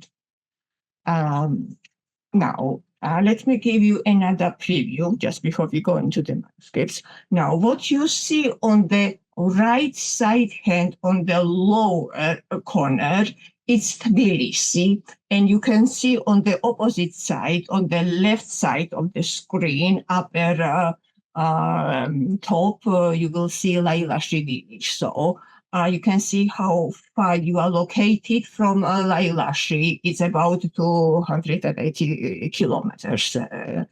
And just to give you a little taste, the first photo of the Lailashi village was taken 1920. It's the visit of the Georgian poet Ekaterina in the village. And that gives you idea, the village residents. And that was taken after 50 years since Chorny's visit, but we cannot go into further details. And just I'll give you another slide. This is the synagogue where Lailashi Codex lived before it was taken. And the story begins, our known story begins from this place. So this is just as an sort of overview. Now, I will give you a little taste of what is inside of the Lailashi Codex, and we can then open up more discussion about other issues. First of all, this is the largest early biblical manuscript that is known. And what this means in biblical terms is that speaking poorly by the value of the parchment, Lailashi Codex is most expensive work of the scribe. And just to give you an idea how big it is and how it compares with other codices, we all know Aleppo Codex, and you can see if you put Aleppo Codex and Lailashi Codex upon each other, you see the frame of the Aleppo Codex, where it ends and how far the Lailashi Codex extends. And as you all know, the Leningrad Codex, another famous, the base of, and again, you see on the screen size, how it compares with the Lailashi Codex. And the biggest codex so far was a British Library Codex, and Lailashi Codex even exceeds this one. So that simply gives you idea of its volume. Now, I'll give you a little snapshots about exquisite micrography. Just to give you here on the margins, you have Masora written in a most exquisite way. We cannot stop, and each of those images deserves a lecture of its own. Therefore, we simply cannot go into the detailed discussions. But as I said, I just want to give you a little window into this context. Here we have, this comes from the Hazinu page. And again, yes, you have this beautiful micrography. Now, in these 20 minutes, I would like to focus on unique features of the Lailashi Codex. And therefore, we will discuss 3 levels of complexity. And let me explain. I will show you the genius, the super unbelievable work of Lailashi scribe. First level of complexity. Now, in order to understand first level of complexity, we have to little bit go back to the origin of the Judaism. And as you all know, the origin of Jewish worship begins with tabernacles. And excuse me, it's not the perfect picture, but that's the only one I found. This is reconstructed model of tabernacle, what it looked like. And as you know, that's where the Jewish worship begins. Now, what is important about this tabernacle is that its the construction was divinely given to Moses, and the frame and the commandments. And let me just show you. Here we have this text, the description of the tabernacle. And if I ask you, if you could just go back, if I ask you by looking at the picture, what is the most important item or the feature of this tabernacle? Perhaps some people would immediately focus and say that's the ark, the Holy of Holies, where the tables and tablets were kept, or the altar where the sacrifices were brought. But it's most likely that most people will little bit ignore most important item. And here we have description, the 3 main parts, the curtains and the post and the hooks. And I would like just to show you that actually what I call most important item in this tabernacle is the hooks, because hooks hold curtains to the post. Without hooks, tabernacle would not stand. Now, as you may know in Hebrew, word hook is the same word as letter vav which you see, which looks like very much as a hook. Therefore, let's go to the next one, and I will show the significance of this. Here we have this hook. After the destruction of the temple, Torah, or the parchment, or the scroll, if you will, became the symbol, or if you will, substitute of the temple. Therefore, what you see here is a specific presentation of the Torah scroll, which resembles tabernacle. What you see, the columns here are like curtains, and the red squares, small squares that you see, they are like hooks.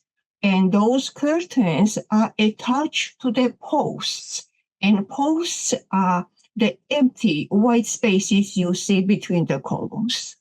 Therefore, this is called, this style of writing of the Torah is called Vavei HaAmudim. What is special about the Lailashi Codex is that before Lailashi Codex came to life, we did not have a codex written in the style of Vavei HaAmudim. We do have scrolls, the lay scrolls, but what is significant about the Lailashi Codex is that it's codex. And the first level of complexity, how I would like to describe, is that every leaf of the codex begins with the letter Vav. And what it suggests is that Lailashi Codex was used, must have been used as a model, as a guide, if you will, for writing Torah scrolls. Torah scrolls should have been and would have been written by following the structure of the Lailashi Codex. This is just one level of complexity, a calculation of the scribe to arrive at the beginning of every page with the letter Vav, the word which starts with letter Vav. Now, second level of complexity that we can observe is this. Let me explain. Torah contains, you see on the screen, the number of verses. And the length of the verses varies from 10 letters to 127 letters. And just to give you an idea, this is what you see in red on the screen. This is the shortest verse in the Torah. And next one is the longest verse of the Torah. So you can see discrepancy, how unequal the size-wise the biblical verses are. Now, the second level of complexity that Lailashi Codex achieves is Lailashi scribe distributes 5,845 verses without splitting a verse in 188 leaf manuscript. And I'll tell you a little more, but on this picture, what you see under red square is two dots on above each other, and this is the sign of the end of the verse, and every leaf ends with a verse. So this is a second level of complexity, if you will, that every leaf ends with a verse. And a third level of complexity,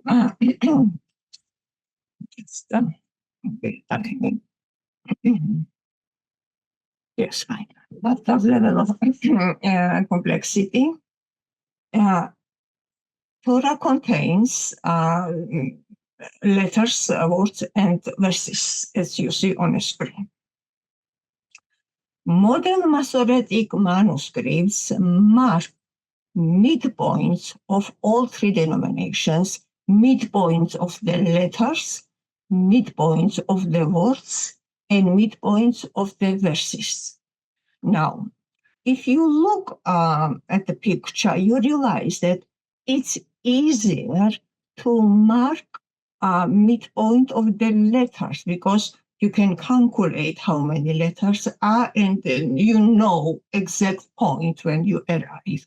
The same with words, even though words are different lengths, but still it is not as difficult as arriving at the midpoint of the verses. You already know, yes, here we have, I'm showing you those marks.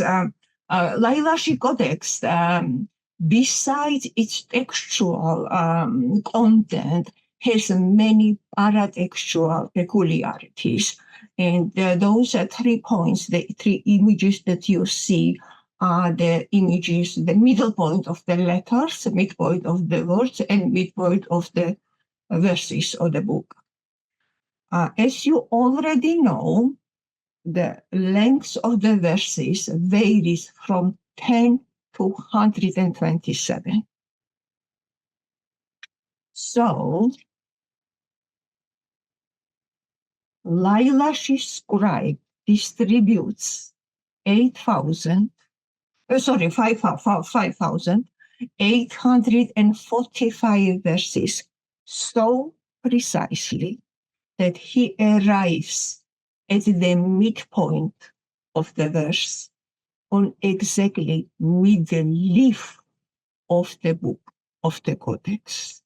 And I will show you so that you can have it. On this page, if you look on the lower, you will see number 83, which I pointed with the red arrow. Now, it is 83 in current composition, but which is missing the pages for use. Originally, that 83, what you see here, would have been page number 94. And in a 188-page manuscript, the exact middle, when you open the book, exact mid is 94. And as you see, when you open in exact middle page and you see double here, you see here that sign which I put in the red square. This is the sign of the midpoint. So it is quite remarkable.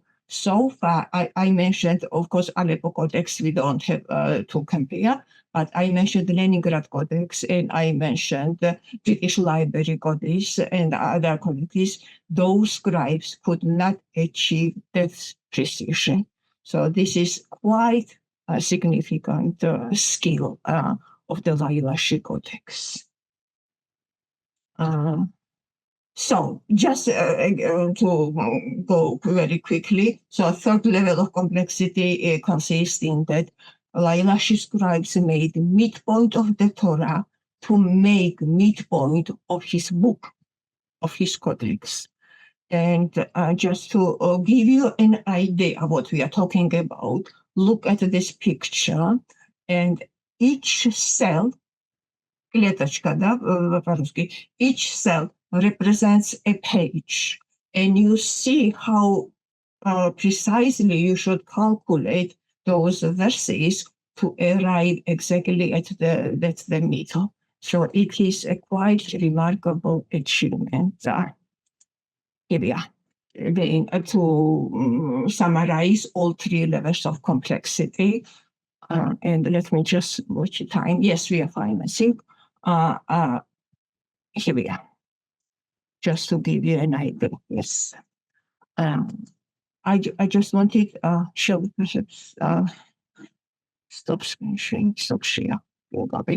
I want to respect time of the next speaker and take questions if you have any. As I said, it's huge subject. We could go endlessly, but I will refrain myself, and I would like to hand back to the chair of the session. Thank you very much. It was wonderful. Colleagues, if you have questions, if you have come to here to microphone. You can also please Yeah. feel free to write in a chat. I can read in a chat. If anyone wants to write in a chat, I can answer questions in a chat. Yes. Yeah. One moment.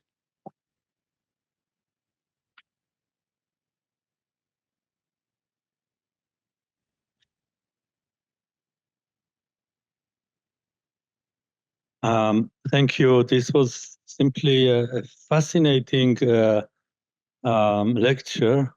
Thank you very much for this. I'm too ignorant in the subject itself to ask you a real question, but I want your impression. Yesterday I went to the Jewish Museum here in Tbilisi, so I saw something there. And then I read that the Codex itself is not there, but it's in another place in Tbilisi. So I'm confused a little bit. What did I see there, and where is the Codex exactly? So this is the first question. And the second is, I mean, the exhibition in the Jewish Museum, it was nice, and people over there also took me and made an. It was clearly that they didn't want me to leave before I will give enough attention to the Lailashi Codex, because otherwise maybe I would miss it among all the stands there. But I wonder, with these things that you are saying, why it didn't get more attention and even more museum-oriented attention, and also in the literature, also in Hebrew. I mean, we are not aware enough about it, so this is quite interesting for me. Thea, please. Can I? Thank you very much. Yes. Fascinating. Thank you very much for this question, and it allows me to give you a little context. First of all, you are absolutely right, and I'm very honored that the knowledge of the Lailashi Codex came to the Western world and outside the world, I would say, just recently. Yeah, if you could, as I said, I put links in a chat, and you can read more about it here. I published a book in which I give lots of history and background. What you see in the Jewish Museum is this the mural. It's not a real manuscript. And I have very exciting news, which again did not yet gain much knowledge in outside world. 169 leaves of the Codex are kept in Tbilisi. But I have much more exciting news. Not long time ago, I would say just this news was actually announced first time through my book. We kept it secret until the publication of the book. And this is the secret now that has become known. National Library of Israel hosts 3 leaves of the Lailashi Codex, which is continuation. One is at the end of Genesis, and 2 pages, 2 leaves, which continue Haazinu. Haazinu is split between Tbilisi and Jerusalem. First page of Haazinu is in Tbilisi. That's the Lailashi Codex in Tbilisi ends, and it continues in the National Library of Israel, where you can go and enjoy the view. I know that it's available for order and viewing. So that's very little background I can give you. And as I said, Ben-Zvi Institute has a wonderful connection with Lailashi Codex. I write the whole chapter about that. The first time and only time when Georgian side shared the microfilm of the Lailashi Codex was Ben-Zvi, and they presented it to the president, Ben-Zvi, and I write the whole story that it was actually in exchange of the what I call exchange gift for the Rustaveli. Rustaveli was mentioned at the conference. Shota Rustaveli and recovery of his fresco, which is in a monastery of Holy Cross in Jerusalem, is intimately connected with the Lailashi Codex. On this website, which I will put in the chat, you can see I have given full index of the Lailashi Codex, which is what I want. Yes, and you can see the content and pick up the themes. Lailashi Codex deserves conference on its own. It opens the venue in multidisciplinary study, starting from history. I am not historian. I am biblical scholar and I am manuscript scholar, but it requires study from historians, from textual study, from biblical study, Masoretic studies, art and illumination. It opens entire different field. And something I just want to, we are 2 minutes over. I don't want to go any further. I just want to end. I want to respect my next speaker, Professor Yakov Sarik, next one. And I just want to say that the most exciting about Lailashi Codex is not only the discovery of the Lailashi Codex, but we all know that Georgian Jewish scholarship always has been on marginal sites. It's never been considered as central point. Particularly, we didn't have any evidence, textual evidence from medieval time, from ancient times. So that changes the narrative, I would say, historical narrative, and we cannot even touch the most important question, which is provenance of the Lailashi Codex. What I did in my book, I refute some theories which have no scientific ground. In community level, it was taught and perceived as if it was brought from Sephardi communities, but I refute and say Lailashi Codex could not have been written in Sepharad, so we cannot go any further. Thank you very much, and I think I should be back to chair. Thank you.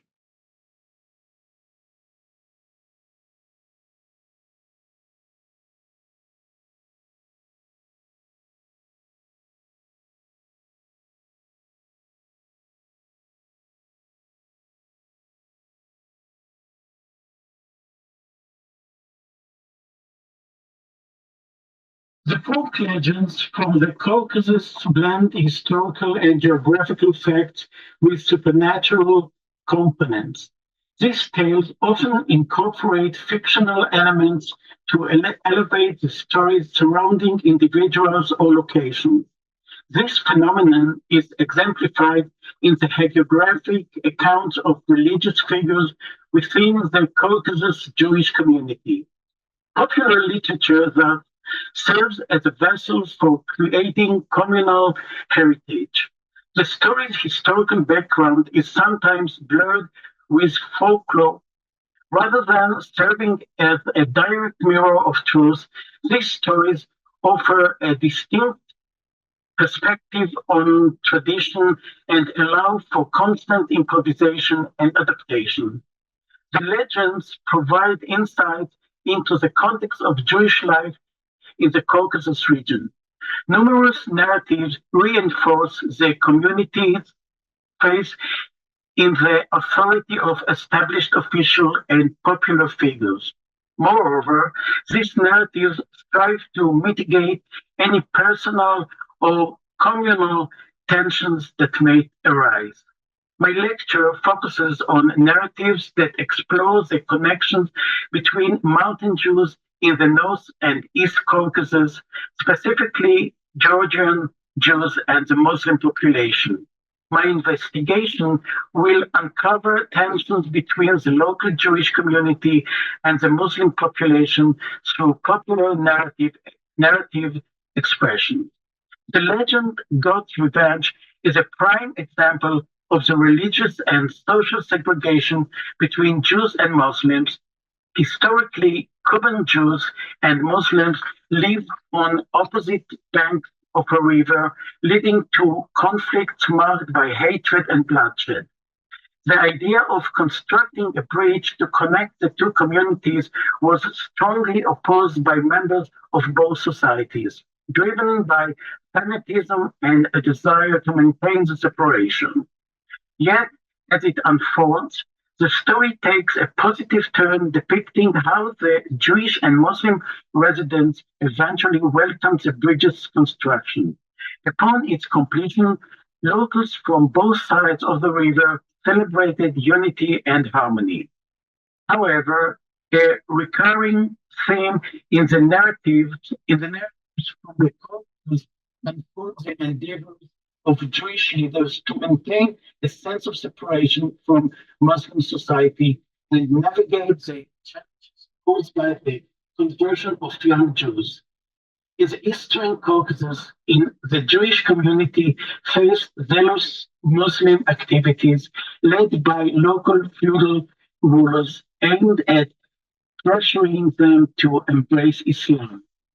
One of the tales highlights an inner religious conflict that arises due to the conversion of a young Jewish man upon the marriage to a Muslim girl. Despite his mother's warning and the belief that his deceased father would harm him if he married a girl, he decided to convert to Islam for his beloved. Notably, the story doesn't suggest the possibility of the bride converting to Judaism. In the legend of the son of the rabbi who converted and became a Muslim, the Cuban community is baffled by the sudden disappearance of one of its members. It was then revealed that he had embraced Islam despite the leader's attempts to distance him from the Muslim society. The actuality indeed was brutal. The narrative title, The Divine Vengeance, a version of the story Stronger Than God, focuses on the marriage between Shoshana, the only daughter of the Caucasus Jewish community leader, and Rahim Ali, the eighth son of the revered mullah. These intermarriages were often unfortunate. A tale recounted by a Cuban resident sheds light on the coercion to embrace Islam faced by a young Jewish laborer employed in the vineyard of a prosperous Muslim landowner. Despite the enticing offers made by his employer, the young man remained steadfast in his beliefs, yet met a tragic end. Moshe Batashvili, a resident of Lailashi, faced a dilemma when the Communist Party ordered him to operate his tractor on Saturday during prayer at the synagogue. He was told to drive slowly, causing distress to those observing the ride. Under KGB surveillance, Batashvili had no choice but to comply.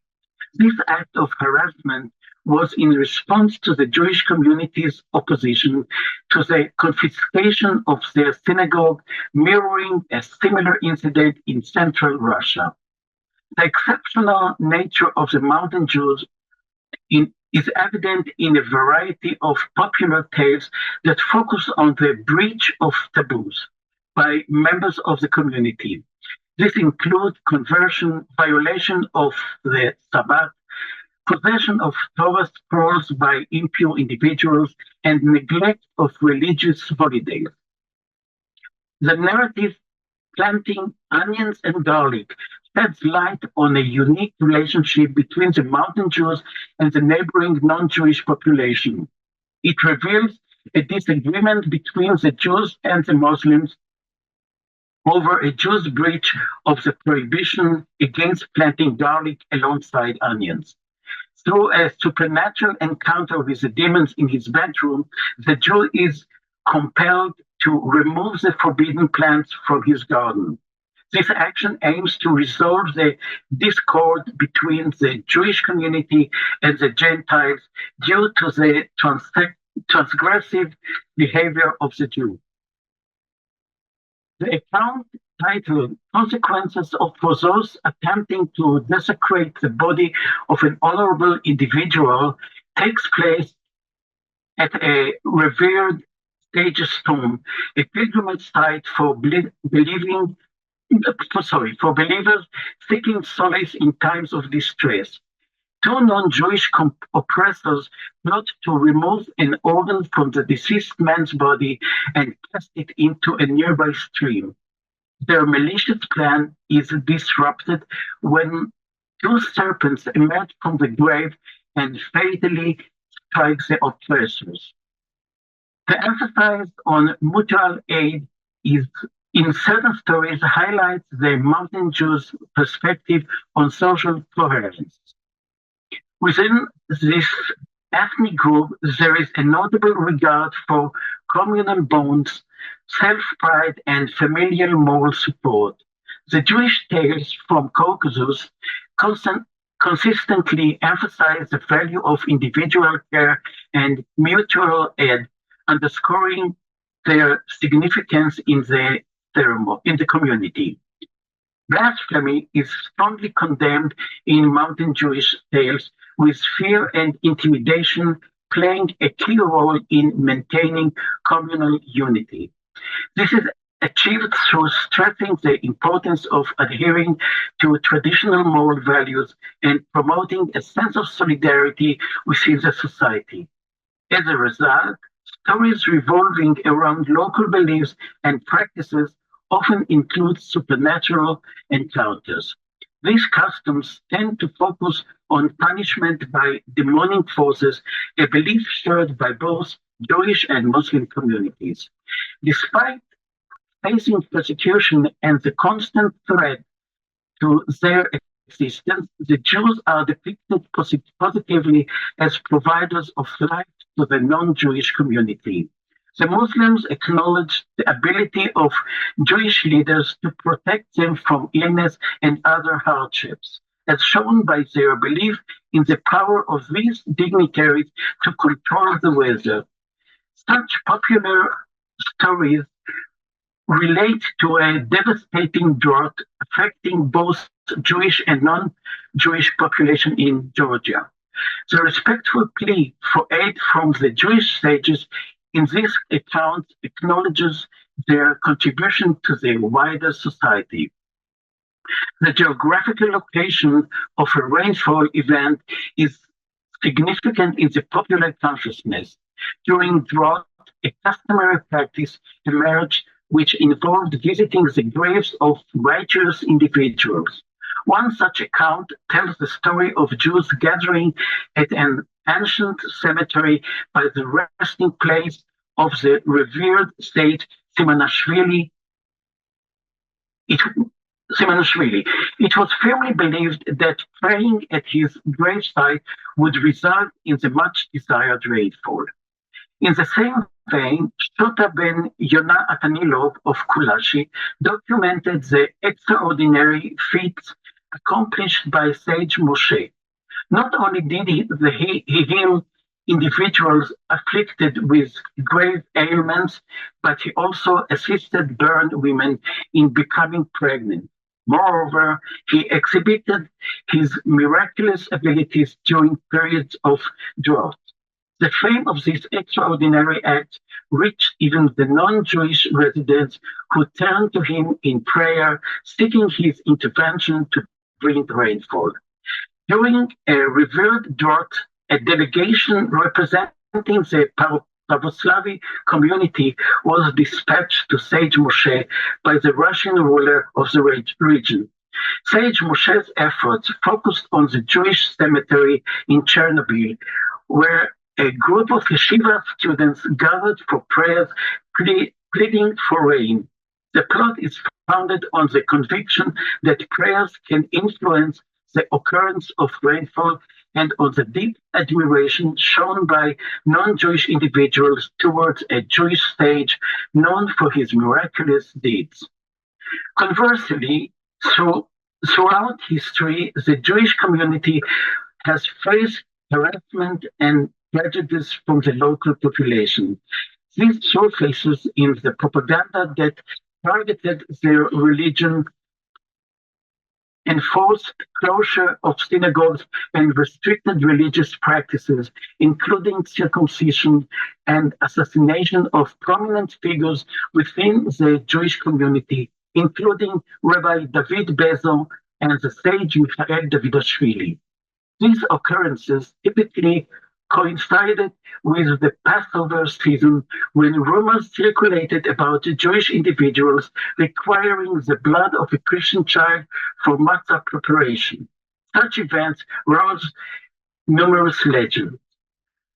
One narrative recounts the tragic incident of a Christian child killed before Passover to trap the Jewish community. Following the murder of the king's son on Passover Eve, his body was disposed of in the women's section of the synagogue by the king's ministers. Subsequently, the king issued a decree to massacre all the Jews in Israel. The rabbi was determined to uncover the truth behind the murder and disprove the allegations against the Jewish people. Through his extraordinary ability, the rabbi revived the king's son. Thereupon, the prince proclaimed that he was killed by the king's ministers and not by the Jews. A similar account involves Elijah the prophet, who appeared to two Jewish siblings who were confined due to an accusation of killing a child before Passover. Before their executive, an elderly man insisted on hearing the testimony of the deceased child. Through his intervention, the child was revived and the truth was revealed through his words, leading to the liberation of the two brothers. The folk tales of the mountain Jews illustrate the folk tales of the mountain Jews illustrate the intricate dynamics between this community and the local non-Jewish population. These narratives serve as a platform for intercultural and inter-religious tensions, with religious conflicts taking center stage. This is evident through the dominance of stories reflecting blood libels, violations of religious taboos, pressure to convert, attempts to desecrate synagogues or the grave of revered individuals, and the harassment of leaders and individuals. This conflict often involves the intervention of supernatural elements which serve to foil the plots and bring about resolution. In the eyes of the non-Jews, the Jewish community assumes the role of a savior by addressing acute challenges. These problems include the absence of rainfall and drought, the river's water quality, and the lack of justice. The Muslim or Christian population highly valued the remarkable problem-solving ability of prominent individuals within the Jewish community. The drought crisis is portrayed as a more pressing matter of existence for the Gentile. In contrast to the Jewish population, the prevailing narratives surrounding rainfall emphasize the distinction between these two societies. Due to the Jews' involvement in various professions, their dependence on rain was significantly reduced compared to their neighboring communities. Consequently, narratives emphasizing the perils of drought are noticeably more prevalent in the Gentile society. The mountain Jews and their non-Jewish neighbors navigated complex coexistence that encompass a diverse array of attitudes towards the Jewish community, spanning from tolerance to persecution by the dominant society. Thank you and Shabbat Shalom.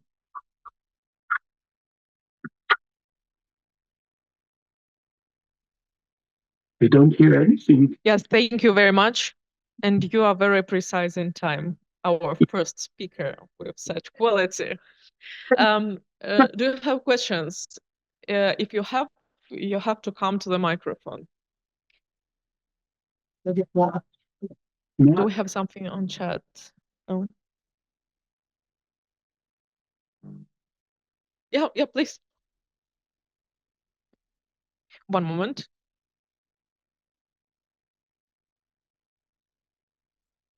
Yeah, hi. Thank you so much for the talk. I was just wondering if you could talk more about where you acquired the legends and stories that you were talking about. Is it a published collection? Were they oral interviews? And if there are different kind of variations of the stories you were telling, whether there are different versions that might tell a different narrative, and if you could speak to those differences. Thank you very much. Yeah, thank you. All the stories in my research are from the Israel Wholesale Archive, as we call it, the IFA, the Israel Wholesale Archive, where you can find about 25,000 folk tales, folk stories from all over the world, all the ethnic groups that we have in Israel. And among them, I found the Mountain Jews stories, which fascinated me. And voila, you got it.